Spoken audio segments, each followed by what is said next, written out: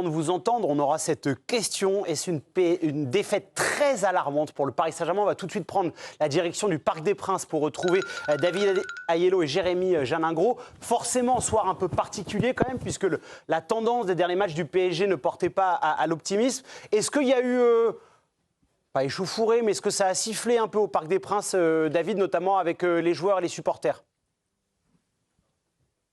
Parce qu'il y a une notable, bonsoir Giovanni, bonsoir à tous et à tous, il y a eu de notable en termes d'ambiance, c'est le fait que le petit millier de supporters monégasques qui étaient là ont sur tout le dernier quart d'heure fait plus de bruit pratiquement que les deux virages parisiens, même si une partie du virage Auteuil était un petit peu démunie en raison d'une suspension.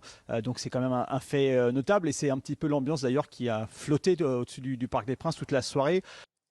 On va dire au diapason de la prestation des Parisiens, dont on peut dire, je pense, sans peur de se tromper, que c'est la plus faible techniquement sous l'ère Luis Enrique. J'ai rarement vu un Paris Saint-Germain avec autant de déchets techniques. Je ne sais pas si vous partagez ce point de vue en plateau, mais c'était assez effrayant. Ouais. On va parler des constats de cette défaite, puisque vous avez parlé de Luis Enrique. David, sur le dernier mois, personnellement, je le trouvais un peu tendu, parfois agacé sur le bord de la pelouse. Vous avez constaté la même chose ce soir ?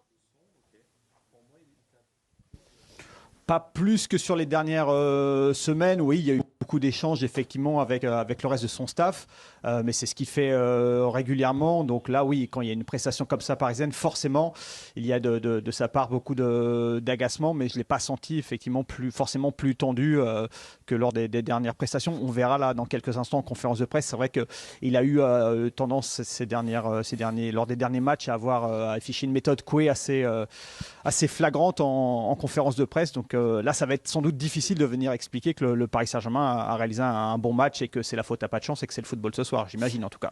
Merci beaucoup David Ayello. Dans quelques instants, on aura donc la conférence de presse de Luis Enrique et également de Sébastien Pocognoli. Alors, est-ce que c'est une défaite très alarmante pour le Paris Saint-Germain? Habillage, est-ce que vous voulez en régie? Samir? Oui. Oui. Greg? Oui. Très alarmant, 2. Hugo? Non. Non? Tidiane? Pas forcément. Oh là là! Mais président, allez-y, lancez le jingle. C'est un duel. C'est même un super duel. C'est même un super duel. Très bien, on a la team des noms avec Hugo et Tidiane. Qui commence? Allez, C'est Hugo qui prendra la main. On rappelle sur le super duel. Hugo, vous pouvez parler 1 minute ou vous pouvez laisser un peu de temps à votre partenaire. Vous pouvez faire 30 et 30, quoi. Ouais, voilà, c'est 20-40. C'est Hugo qui commencera. Entre Samir et Greg, qui commence? Je t'en prie. Et donc ça sera Grégory Schneider. Est-ce qu'on est OK en régie? Magnifique. Greg, vous avez la main. C'est très alarmant pour le PSG. Ils défendent pas. Ils défendent pas, ils peuvent en prendre 6. J'ai vu Camara faire 70 mètres avec le ballon. Je ne pensais pas vivre assez vieux pour voir ça. Donc l'intensité, le contre-pressing, je sais pas quoi. Ils y sont plus du tout. Et ça commence à contaminer effectivement, comme l'a dit David Ayello, des points forts sur la précision technique. C'est-à-dire qu'on sent que ça se dégrade à très grande vitesse. Essayez de penser que Safonov a fait 3 ou 4 arrêts de grande classe, ils auraient pu en prendre 6. Hugo? Moi, je ne pense pas que ça soit très alarmant parce qu'on se rend compte qu'à chaque fois, les matchs qui précèdent les matchs de Coupe d'Europe, ils sont un petit peu en dedans. Et c'est encore le cas ce soir. Alors, Monaco fait un très grand match, mais je crois que voilà, ils attendent avec grande impatience ce qui va se passer mercredi contre Chelsea. Samir? Pour compléter, ils sont à la rue sur l'aspect athlétique. Donc forcément, ce qui faisait leur force, le contre-pressing, n'est plus présent. Et donc ça laisse des espaces dans leur dos. Ils prennent énormément de vagues. Je suis inquiet aussi parce qu'au 3-1, le Paris Saint-Germain, chez lui, à domicile, au 3e but, ils ont lâché mentalement. Ils ne sont pas allés, ils n'ont pas pressé, ils n'ont pas récupéré le ballon, ils n'ont pas essayé de mettre la pression. Donc sur tous ces aspects-là, tout en sachant que le prochain match de Ligue des Champions, c'est Chelsea, avec beaucoup plus de densité, qui ressemble à cette équipe et dans le même système que Monaco. Donc moi, je suis inquiet pour la suite. Oui, il y a forcément la proximité du rendez-vous contre Chelsea qui peut nous donner l'impression que ce match est plus inquiétant que d'autres matchs du PSG dernièrement, mais qui s'inscrivent en fait dans une dynamique globale. C'est-à-dire que ce soir, pour moi, on ne découvre rien. On a des éléments sur le jeu, sur l'aspect mental, qui étaient des limites montrées par le Paris Saint-Germain depuis déjà plusieurs semaines, voire plusieurs mois. Donc oui, là, par rapport au rendez-vous qui est imminent maintenant de la Ligue des Champions, on se dit c'est très alarmant. Mais en fait, ce soir, c'est juste une confirmation de symptômes qui étaient déjà présents. Donc pour moi, oui, c'est inquiétant, mais c'est pas plus alarmant ce soir que ça ne l'était il y a 3 ou 4 semaines. Vous avez encore 10 secondes, Tidiane. Et ben, je les laisse volontiers à Hugo. Hugo, vous voulez rajouter quelque chose ou personnel, merci? Non, ça va. Personnel, merci. Non, on est bien. Il reste une seconde, Greg. Samir, allez-y. Je soupçonne Virginie de nous avoir perturbés volontairement. Elle fait que de bouger quand nous on parle, mais pas quand l'adversaire parle, en sachant que... Attendez, pardon d'exister. Alors, Pardon d'exister. non, mais peut-être que les gens ne comprennent pas ce qui se passe et cette réflexion de Samir. En fait, Virginie n'a pas de chance. Elle a un fauteuil un peu Elle a le cassé, tabouret qui grince. voilà, qui grince un petit peu. Attends, taisez-vous, écoutez. Voilà. Voilà. Très bien. Ah, oui. Mais on va le changer dans quelques instants. On dirait C'est pas tes genoux, t'es sûr? Exactement. On va peut-être passer sur bien l'incident tabou, du c'est fauteuil et tabou, PSG. reprendre le fil de l'émission. Donc ce super duel, si vous trouvez que cette défaite est très alarmante pour le Paris Saint-Germain, vous votez pour Samir et Greg. Au contraire, si vous pensez que c'est pas très alarmant, vous votez pour Tidiane et Hugo. Président. Oh, bah là, il y a eu chaos technique, Chaos technique. rapide. Ah, bon, et là, les Men in Black. D'accord. Il n'y a rien à dire. Parce que franchement, ce qui s'est passé là, et d'ailleurs, d'une certaine manière, Tidiane, c'est ce qu'il dit. Il dit c'était inquiétant avant, bon, ça l'est comme ça l'était avant. Bah oui, non, Exactement. Donc c'est très alarmant. Et le premier argument, c'est l'argument choc aussi. Alors après, tout ce qui a été déroulé était très intéressant. Mais le premier argument sur la défense. Et c'est une défense qui est cataclysmique. Mais tout le temps, il n'y a pas que cette fois-ci. Monaco, ce soir, ils sont dans le vestiaire, ils disent si Faes, il a émis cette tête à 3-2, pourtant à 10 contre 11, hein, en fin de match. Et si on avait eu telle occasion lors du match aller, eux-mêmes, ils ont eu un paquet d'occasions contre ce Paris Saint-Germain-là. Soit ils ont fait la même chose, ils ont encore tapé les poteaux. Donc tu peux pas ne pas t'alarmer quand une équipe est incapable de défendre de cette manière-là. Je suis d'accord avec toi, mais on peut pas taper sur la défense. C'est pas la défense. Ah mais j'ai pas parlé de ça. Mais ils sont là. Non, mais c'est juste cette stat défensivement sur les 3 derniers matchs face à Monaco, ils prennent 2 fois 2 buts en Ligue des Champions, 4 et ce soir 3. Donc ça fait 7 buts encaissés en 2 matchs. Et Safonov est le meilleur joueur, et le meilleur parisien. Alors, il y a un peu un constat global quand même sur la défaillance dans le pressing, sur l'énergie. David Aiello qui est en direct du Parc des Princes. Est-ce que vous, David, vous avez ressenti ça aussi au stade? Le côté physique, en fait, on a l'impression que les Parisiens tirent la langue, tout simplement. Oui, sur la globalité du match, je suis assez d'accord avec ce constat, dans la mesure où sur les 10 premières minutes, il y a eu peut-être cette volonté de retrouver le contre-pressing habituel, et puis ensuite ça s'est complètement dilété et que ça a même complètement disparu par la suite. On l'a retrouvé un petit peu à partir du moment où il y a eu un espoir de revenir au score, mais en fait ça n'a pas tenu, donc c'est évidemment clairement insuffisant, et il y a ce sentiment effectivement qu'on manque globalement de jus, plus le fait que c'est un effectif qui de toute façon depuis 2 ans maintenant tourne à 13 ou 14 et pas plus, hein, donc ça on sent bien que ça reste compliqué et donc dans ce sens effectivement il y a quelque chose d'assez alarmant du point de vue physique. Ouais. Ça marche. Il y a le seul argument que j'aurais aimé entendre, si pour le côté non alarmant, le seul petit argument, j'ai trouvé qu'il y a eu un point positif, c'est la rentrée de Dembélé. Oui. Parce que je l'ai trouvé très en jambes pour qu'elle. Je l'ai trouvé vraiment très intéressant. Et c'est lui qui doit vous porter. Aujourd'hui, c'est le Ballon d'Or, c'est le meilleur joueur du monde de l'année dernière, donc il doit porter ce Paris Saint-Germain-là. Je vous dis, voilà, l'argument que j'aurais pu dire, j'aurais dire, allez, si Dembélé. Vous aviez envie de faire le super duel. Vous n'avez pas trouvé très bon. Non, moi j'aurais dit très alarmant. Donc j'aurais pas été donné cet argument-là. Juste par rapport à ce que vous dites, Tidiane, sur le côté, en fait, c'est une confirmation de ce qu'on voit ces derniers temps. Il y a une tendance aussi chez les adversaires du PSG. Tous les adversaires qui vont les chercher haut, les mettent énormément en difficulté. Selon vous, c'est dû à quoi? C'est l'aspect physique, on a parlé aussi de l'aspect technique, où Paris surprend moins peut-être aussi? Depuis le début de saison, on a d'abord eu un débat autour du physique, en attendant impatiemment le moment où cette équipe allait pouvoir retrouver du jus, et tout en étant conscient qu'elle pourrait ne pas en retrouver de la saison. Ensuite, il y a eu un débat sur l'efficacité offensive, parce que le PSG arrivait à produire, mais sans arriver à convertir ses occasions. Donc on s'est dit que ça peut passer par un déclic qu'on avait eu aussi en 2025.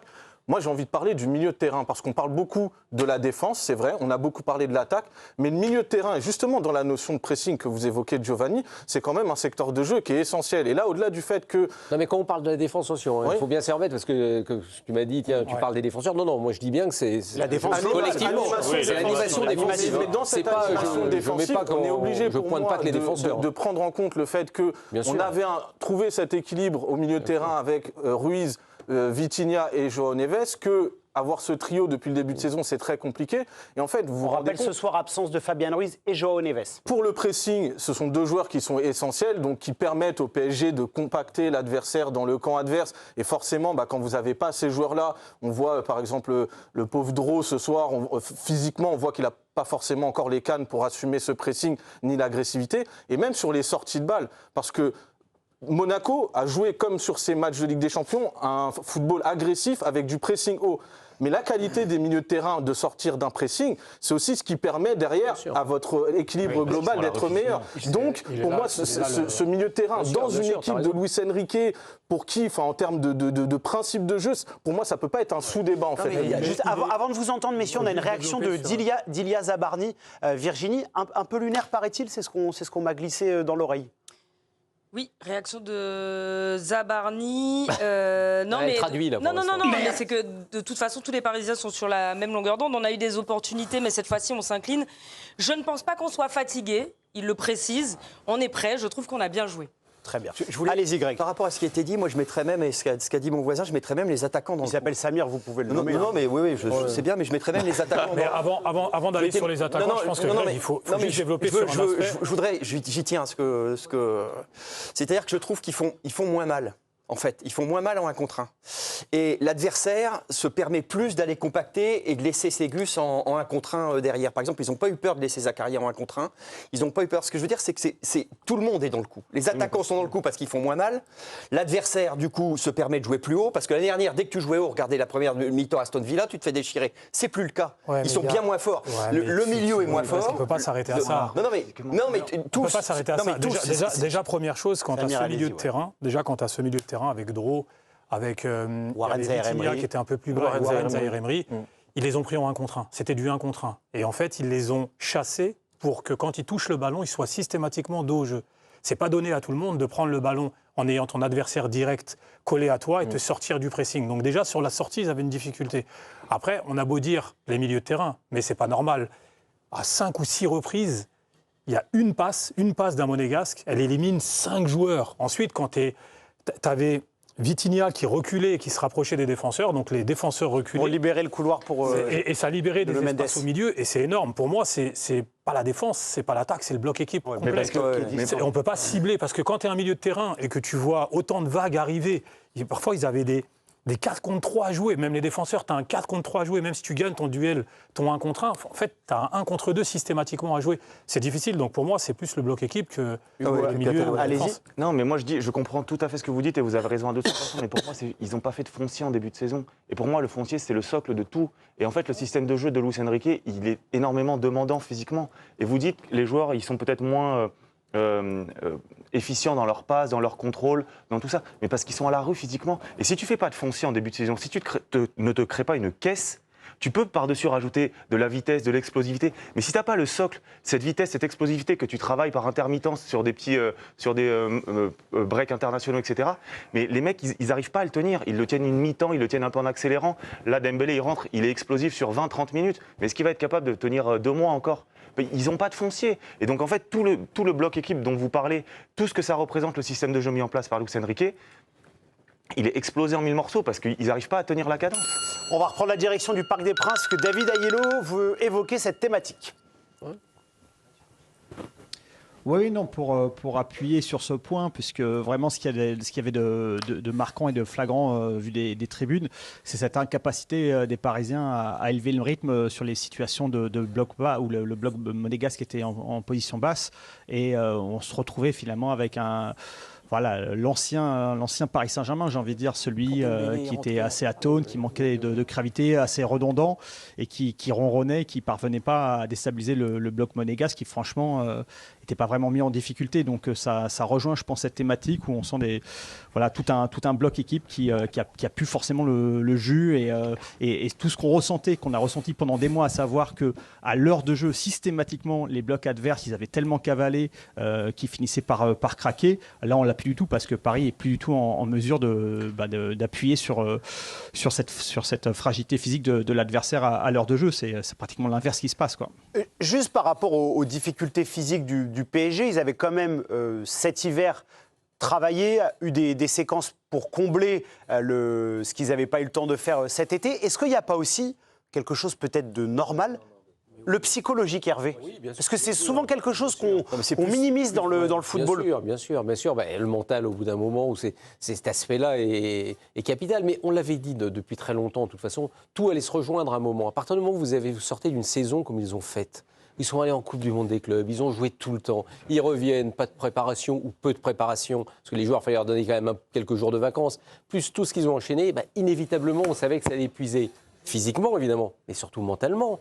Parce qu'à un moment, il faut pouvoir se remettre en route comme ça, pour remettre des objectifs. En plus, rappelez-vous tous les grands champions qui ont gagné des grandes compétitions. Alors, et la Ligue des champions est une grande compétition. Ils vous disent qu'il faut quasiment un an pour s'en remettre. Psychologiquement, tellement c'est dur parfois, parce qu'ils couraient tellement après ce PSG-là. Donc évidemment, il y a une forme de logique à ce qu'on voit aujourd'hui. Décompression, en fait. Une forme de décompression. Ouais, mais pas que. Ah mais il y a de toute façon, c'est des éléments. Non, mais je pense qu'il y a aussi des joueurs dont le statut a changé. Bien sûr. On voit parfois dans d'autres clubs avec une exigence, c'est peut-être une histoire et tu donc l'as vu une d'ailleurs. expérience. À qui vous pensez, Tidiane ? Moi je vois ce soir Doué. Ce soir Doué. Même Vitinha, pour qui j'ai beaucoup d'affection et Vitinha que aussi. je trouve remarquable depuis le début de saison, parce qu'en plus, lui, pour le coup, il s'est pas du tout reposé, il n'a pas eu de pépin physique, donc il a vraiment C'est été... un des seuls qui a quasiment tout enchaîné. Il sort jamais. Non, mais il n'y a plus de gomme sur le pneu, Vitinha. Il n'a jamais raté autant de mais en passes fait, faciles. mais ce changement de statut, en fait, parfois, il est aussi difficile à assumer pour certains joueurs. Tu peux, dans un collectif qui est balbutiant, te retrouver un peu malgré toi aussi à surjouer, et on parle d'une mécanique de précision quand même. L'exemple type, je trouve que ce Doué, pour moi, ce soir, et c'est pas pour lui tomber dessus, loin de là, parce que c'est un jeune joueur encore, évidemment. Et puis l'année dernière, il n'avait pas fait non plus une méga saison, il avait fait 2-3 mois de très haut niveau. Et là, il a du mal à retrouver, et surtout, c'est plus dans l'état d'esprit. C'est-à-dire qu'on l'a vu, il adore les gestes techniques, il aime ça, c'est son style, et c'est aussi sa force. Il a besoin, il faut qu'il provoque. Mais on a vu ce soir, et je pense que ça a dû irriter un peu Enrique aussi. C'est pour ça qu'il le sort tôt. Parce qu'on pouvait se dire, on va le garder, parce que là où vous êtes mené, on a besoin de Doué. Je pense qu'en plus, ils souffrent. Parce qu'ils sentent depuis des mois qu'ils n'arrivent pas à remettre la main dessus. Ça avait le sens quand Dembélé balance sur il y en a qui jouent ceci, qui jouent cela. Mais j'ai pensé à ça. Ouais, c'est-à-dire que c'est plus des gestes de nervosité. Tu sens qu'ils sentent qu'ils n'arrivent pas à remettre la main sur ce qui les a portés.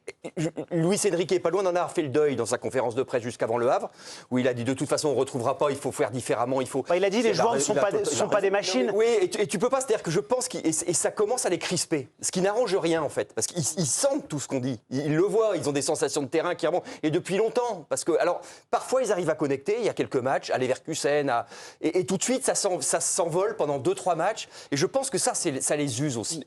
Juste, Samir, par rapport à toutes les difficultés qu'on décrit du Paris Saint-Germain, le fait qu'ils aient, même si tout ne marche pas actuellement, un socle collectif très fort, ça incite pas quand même à se dire que sur la fin de saison, ils vont pouvoir rehausser le niveau ?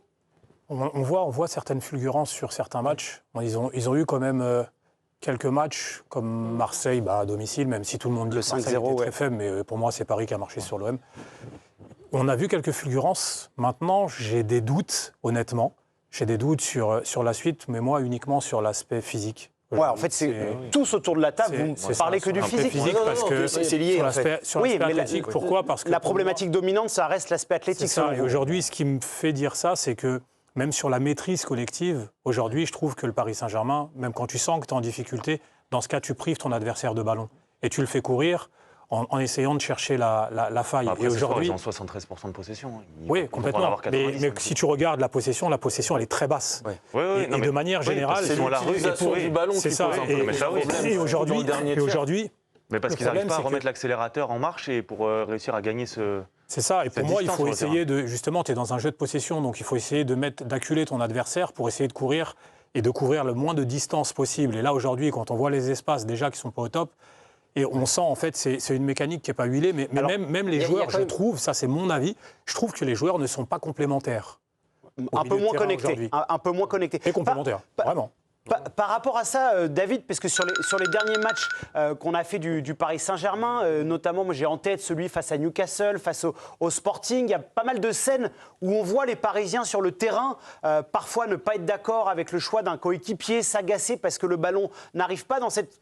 On a perdu la fluidité en fait entre les garçons. Est-ce que ce soir, il y a eu également des scènes de ce type-là ?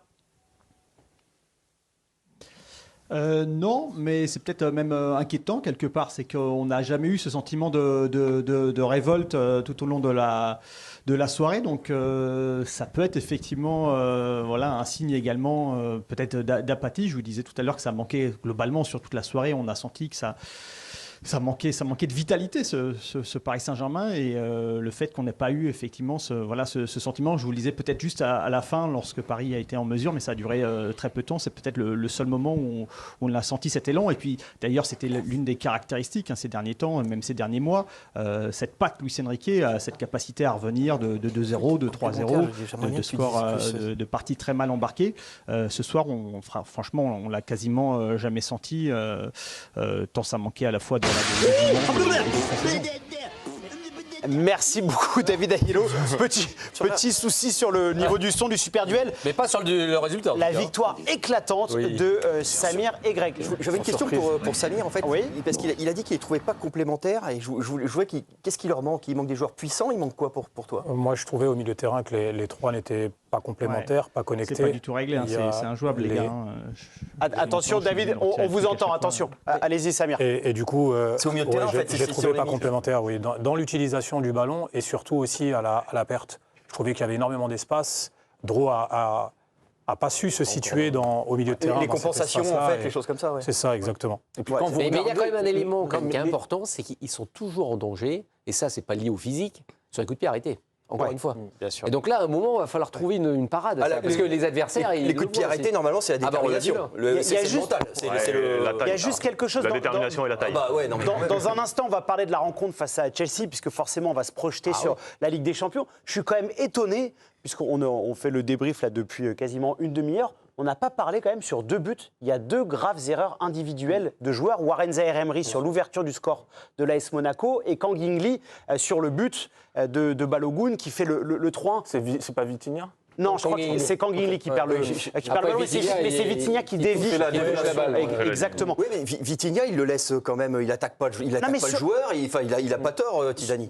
Non, mais sur cette notion d'erreur individuelle où on avait l'impression que les Parisiens étaient infaillible, en fait, ça dit beaucoup de l'état du PSG. En fait, c'est une conséquence de tout ce qu'on décrit depuis tout à l'heure. C'est-à-dire que oui, le PSG, dans l'essence de son jeu, accepte cette part de risque d'une ressortie de balle basse avec des passes un petit peu risquées. Mais quand vous avez un adversaire qui est agressif et que vous, en termes de vitalité, il vous manque la demi-seconde, soit pour sortir du marquage, soit pour exécuter la passe, en fait, une demi-seconde à ce niveau-là, c'est énorme. Et après, moi, je reviens parce que je pense que ça joue aussi... c'est vraiment une erreur. Non, mais c'est pas Zaïre Emery, là, c'est une erreur. Non, mais c'est une vraie erreur. Après, il y a aussi la notion de réflexe collectif. Moi, je reviens là-dessus parce que quand vous avez une équipe qui est huilée, que ce soit avec le ballon, sans le ballon, mais sur différentes phases de jeu, on parle souvent du pressing, mais là, des ressorties de balles, en fait, en termes de situation, vous savez normalement où sont vos partenaires. Vous savez vous situer. Et là, quand tu ressors le ballon et que le milieu de terrain, en fait, c'est une association de 3 joueurs qui ont très peu joué comme ça, et on peut dupliquer cette réflexion à d'autres. Barcola, qui en ce moment est